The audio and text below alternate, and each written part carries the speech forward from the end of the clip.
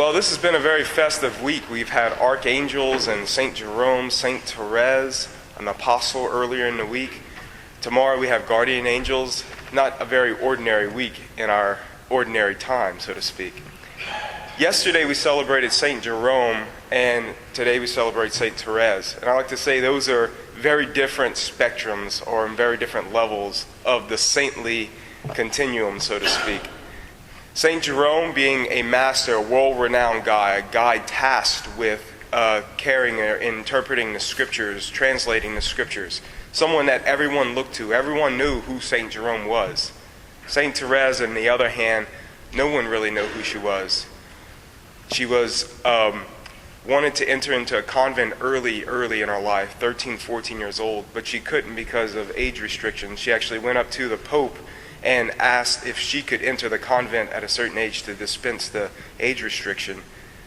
Finally, she entered at 15 years old, and throughout her whole entire life, she had this childlike sense that our gospel talks about. She personified the command of being childlike. She is considered a doctor of the church, and throughout the history of the church, we've seen many doctors, many spiritual systems. St. Catherine of Siena had her interior castle. St. Therese of Avila had her way of perfection. St. John of the Cross had the dark night of the soul. And all these are complex systems of spirituality, looking at every nuance of the spiritual life.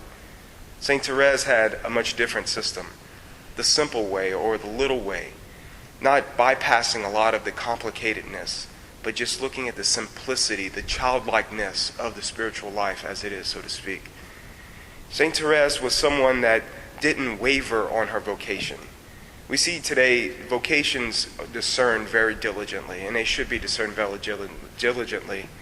But a lot of the thing about a good vocation is, it's not just the decision that you make to follow this path, it's the continuing decision that you make to cooperate with God's grace in the path that you have chosen, that God has brought into your heart, to desire in your heart.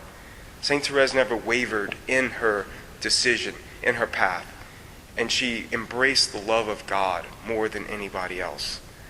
And that is why we consider her a saint and a doctor, and that's why even after her death, her autobiography had to be published, because she so personified this childlike life in a sense. Now, I would be remiss, I can tell you everything about her and things like that, and I can give you a story. But reading from her own words, I think, is actually a better way of illustrating how much she relied on love and relied on grace.